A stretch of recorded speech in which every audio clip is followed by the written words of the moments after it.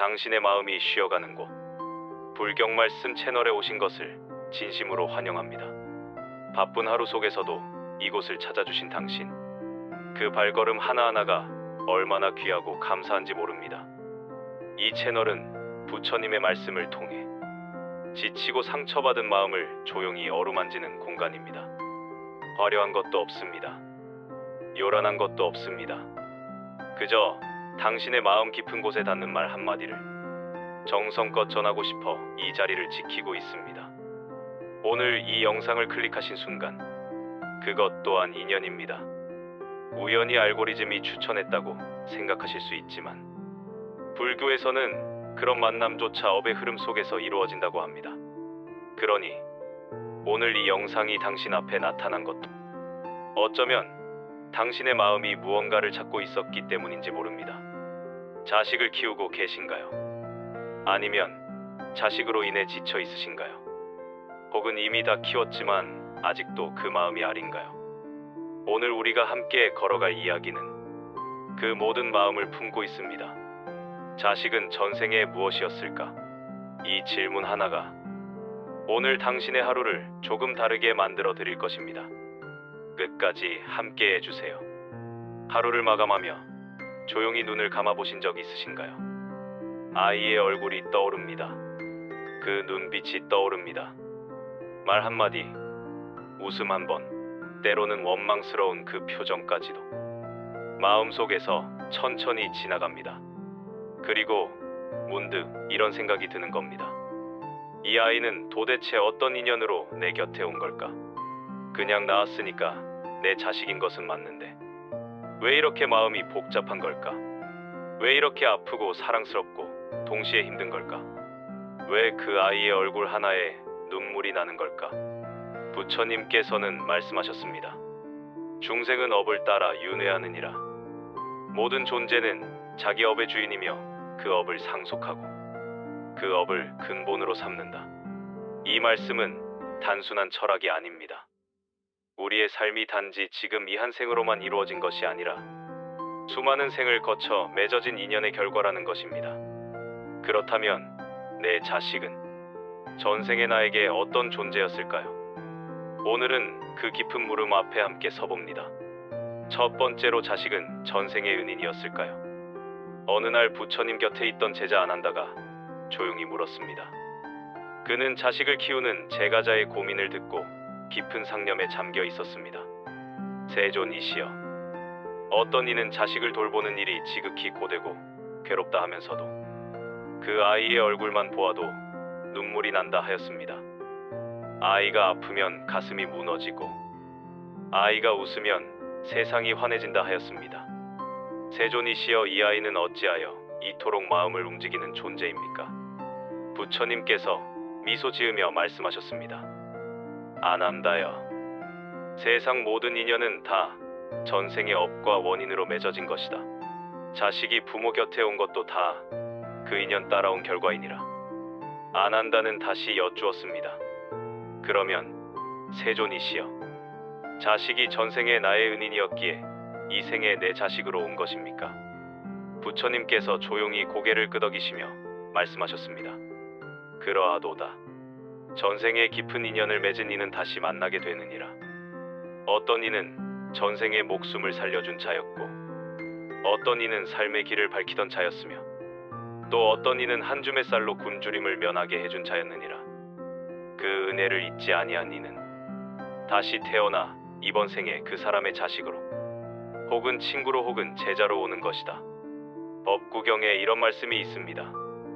은혜를 아는 이는 복이 있고 그 은혜를 갚는 이는 더 큰 복을 지으니라. 생각해 보십시오. 아이를 보며 고단한 하루가 씻기듯 사라지는 순간이 있으셨나요? 이유도 모르게 그 아이 얼굴 하나에 마음이 녹아내리는 순간이 있으셨나요? 그건 어쩌면 그 아이가 전생에 당신의 은인이었기 때문인지도 모릅니다.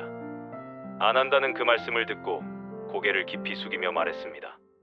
세존이시여, 자식을 짐이라 여기던 마음이 부끄럽습니다. 이제는 그 아이를 전생의 은인이라 여기고 더욱 자비심으로 돌보겠습니다. 그것이 곧 제가 걸어가야 할 수행의 길이겠습니다. 부처님께서 조용히 웃으시며 말씀하셨습니다. 그리하라 안한다여. 인연을 알면 마음이 넓어지고 은혜를 알면 삶이 따뜻해지느니라. 지금 당신의 자식이 전생의 은인이라면 그 돌봄 하나하나가 얼마나 귀한 수행이겠습니까? 지치고 힘든 그 시간이 사실은 은혜를 갚는 아름다운 시간이었던 것입니다. 두 번째로 자식은 전생의 스승이었을까요? 어린 존재가 어떻게 나의 스승이 될 수 있을까 싶으실 겁니다. 하지만 생각해 보십시오. 매일 인내심을 시험당하고 이해심을 배우고 조건 없는 사랑을 실천하게 만드는 존재.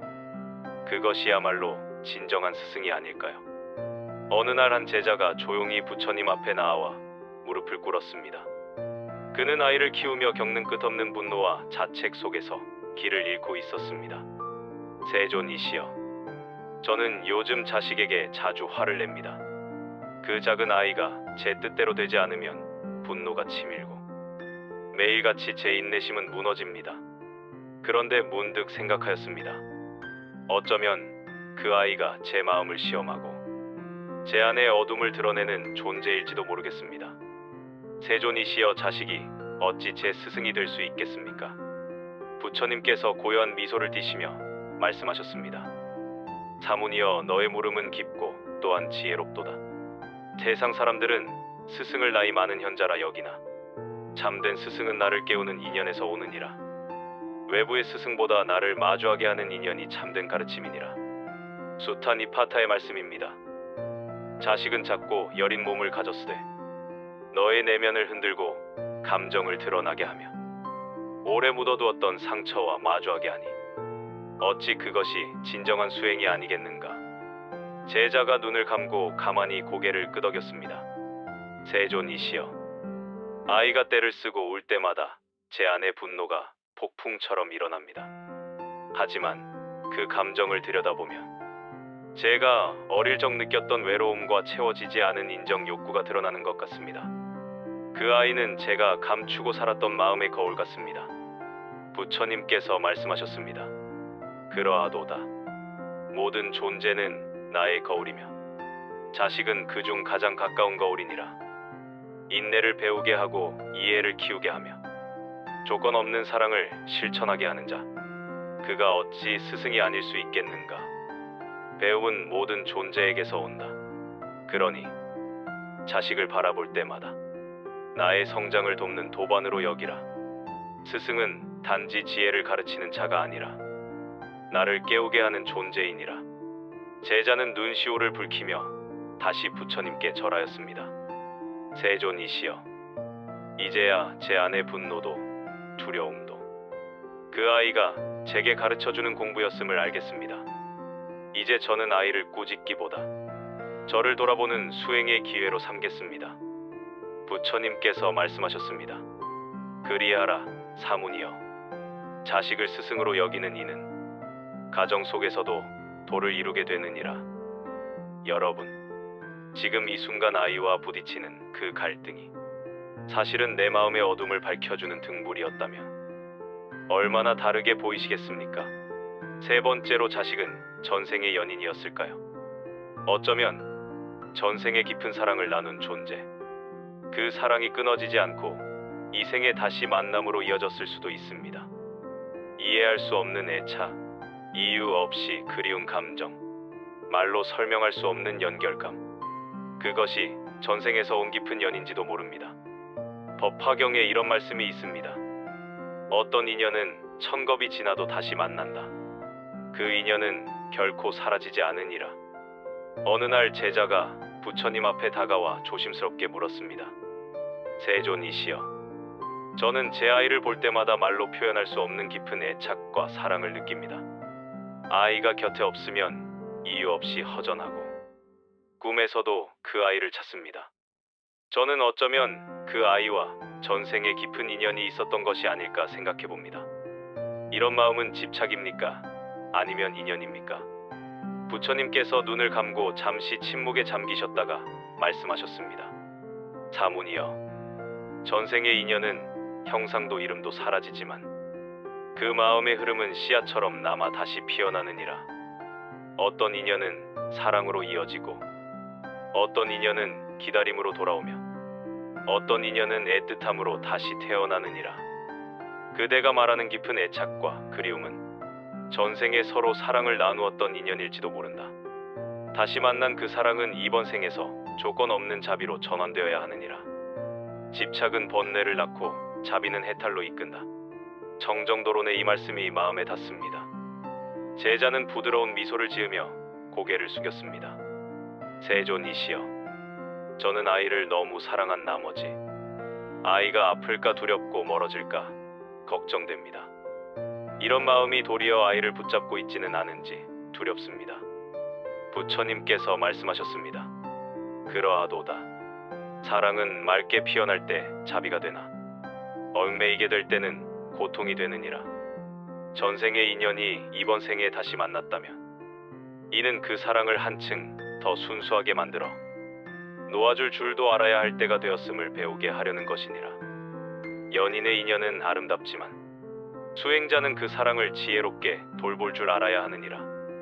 아이를 바라보다 눈물이 날 때 그건 이 생에서 처음 느낀 감정이 아닐 수도 있습니다. 사랑은 형체를 바꾸어 이름을 바꾸어 다시 우리 앞에 나타나는 것입니다. 그 눈물은 어쩌면 오래오래 기다려온 재회의 눈물인지도 모릅니다. 네 번째로, 자식은 전생의 채권자였을까요? 이제 가장 어렵고 무거운 인연 이야기를 해보겠습니다. 자식과의 관계에서 반복되는 상처, 이해할 수 없는 분노, 설명되지 않는 부담감. 불교에서는 이것을 전생에 남은 빚이 이번 생에 풀리는 과정이라고 합니다. 중화함경에 이런 말씀이 있습니다. 지은 업은 반드시 받게 되나니 그것을 피할 수 있는 길은 오직 수행뿐이다. 며칠 후 같은 제자가 다시 부처님을 찾아와 깊은 한숨과 함께 물었습니다. 세존이시여, 제 아이는 참으로 힘든 인연입니다. 어릴 적부터 병약했고 지금도 크고 작은 문제로 저를 힘들게 합니다. 때로는 제 삶이 모두 그 아이를 위해 소진되고 있는 듯합니다. 문득 저는 이런 생각이 들었습니다. 혹시 그 아이가 전생에 제게 빚을 받으러 온 채권자가 아닐까요? 부처님께서 조용히 제자의 마음을 바라보시며 말씀하셨습니다. 사문이여, 그대가 느끼는 고단함 속에도 인연의 깊은 연유가 있느니라. 어떤 인연은 돌려받기 위함으로 오고, 어떤 인연은 갚기 위함으로 오며, 어떤 인연은 함께 속죄하고 정화되기 위해 다시 만나는 것이니라. 자바암경의 말씀이 이어집니다. 업은 꽃처럼 피고 인연은 바람처럼 다시 돌아온다. 자식이 채권자로 왔을 수도 있다. 전생에 그대가 주었던 상처나 아픔, 혹은 책임지지 못한 인연이 이번 생에 돌려받아야 할 과보로 다시 피어날 수도 있느니라. 그러나 사문이여, 돌려주는 삶은 벌이 아니라 수행이니라. 그 아픔 속에서 그대는 업을 소멸하고 마음을 정화하며 자비를 실천하느니라. 제자는 조용히 눈물을 흘리며 말했습니다. 세존이시여, 아이를 원망했던 제 마음이 부끄럽습니다. 이제는 그 아이를 통해 제 삶이 씻겨나가고 제가 조금 더 자비로운 사람이 되어가고 있다는 것을 알겠습니다. 부처님께서 말씀하셨습니다. 그리하라, 사문이여. 업이 그대를 힘겹게 하였으 수행이 그대를 자유롭게 하리라. 채무를 갚는 삶은 새로운 씨앗을 심는 일이다. 오늘도 그 아이를 돌보는 그대의 손길은 인연의 끝이 아니라 새로운 시작이니라. 여러분, 지금 이 순간 자식으로 인해 힘드신가요?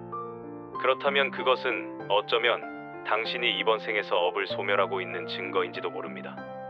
그 힘듦은 징벌이 아닙니다. 그것은 정화이고 수행이고 해탈로 가는 길입니다. 그러므로 지금 이 인연을 받아들입니다. 자식은 내 것이 아닙니다. 이 아이는 내가 선택한 것이 아니라 인연 따라 나에게 온 하나의 존재입니다. 스스로 온 길을 가는 중이고 나는 다만 그 길을 함께 걷는 조력자일 뿐입니다. 우다하경에 이런 말씀이 있습니다. 자식을 내 것이라 말하지 말라. 모든 존재는 다만 인연 따라 잠시 머무는 것이다. 아이를 키우며 웃고 울고 후회하고 다짐하는 모든 순간은 삶의 수행이자 마음 공부입니다. 아이를 위한 것이 아니라 나의 깨달음을 위한 시간일지도 모릅니다.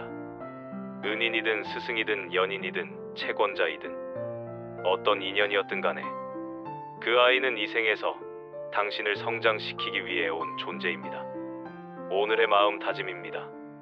자식은 단지 자식이 아니라 나를 성장시키는 인연이자 수행이며 거울입니다. 오늘 하루 그 아이를 조금 더 다정한 눈빛으로 바라봐 주세요. 그 시선이 바로 자비의 시작입니다. 오늘 하루 내 아이가 어떤 전생의 인연이었든 나는 그 인연을 감사히 받아들이고 자비와 이해로 이 인연을 완성하겠습니다. 이 아이는 나를 성장하게 하는 은혜로운 인연입니다. 오늘도 함께 살아갈 수 있음에 감사합니다. 지금 이 영상을 끝까지 함께 걸어와 주신 당신께 진심으로 감사드립니다. 오늘 이 이야기가 당신의 마음 어딘가에 작은 씨앗 하나를 심었다면 그것으로 충분합니다. 그 씨앗은 어느 날 조용히 싹을 틔워 당신의 삶을 조금 더 따뜻하게 만들어 줄 것입니다. 불경 말씀 채널은 이런 이야기를 매일 함께 나누는 공간입니다. 부처님의 말씀이 어렵고 멀게만 느껴지셨다면 이 채널이 그 다리가 되겠습니다. 고된 하루 끝에 조용히 앉아 마음 한켠을 쉬게 할 수 있는 공간, 그곳이 바로 불경 말씀입니다. 오늘 이 영상이 마음에 닿으셨다면 아래의 구독 버튼을 한 번만 눌러주세요. 그 작은 손길 하나가 이 채널이 더 많은 분들께 닿을 수 있는 힘이 됩니다. 지금 이 순간 힘든 누군가에게 이 말씀이 전해질 수 있도록 당신이 먼저 구독과 좋아요를 눌러주신다면 그것 또한 하나의 공덕이 될 것입니다. 알림 설정도 함께 해두시면 새로운 말씀이 올라올 때마다 가장 먼저 만나실 수 있습니다. 매일 아침 혹은 저녁, 잠들기 전 지친 마음을 안아줄 이야기들이 기다리고 있습니다. 이 영상이 좋으셨다면 주변의 소중한 분들께도 전해주세요. 자식으로 힘드신 분께, 부모님으로 지치신 분께, 인연으로 상처받으신 분께 이 말씀이 작은 위로가 되어 드릴 것입니다.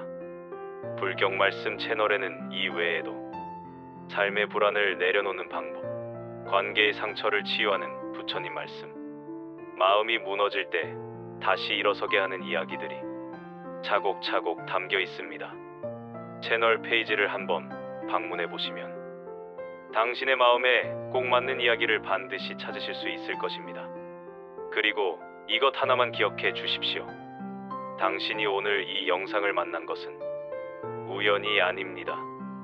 인연이 당신을 이곳으로 이끈 것입니다. 그러니 앞으로도 이 인연을 이어가 주세요. 당신의 구독 하나가 이 공간을 살아있게 만드는 숨결입니다. 오늘 하루도 당신의 삶 위에 자비와 평화가 깃들기를 두 손 모아 빕니다. 불경 말씀 채널에서 다시 뵙겠습니다. 감사합니다.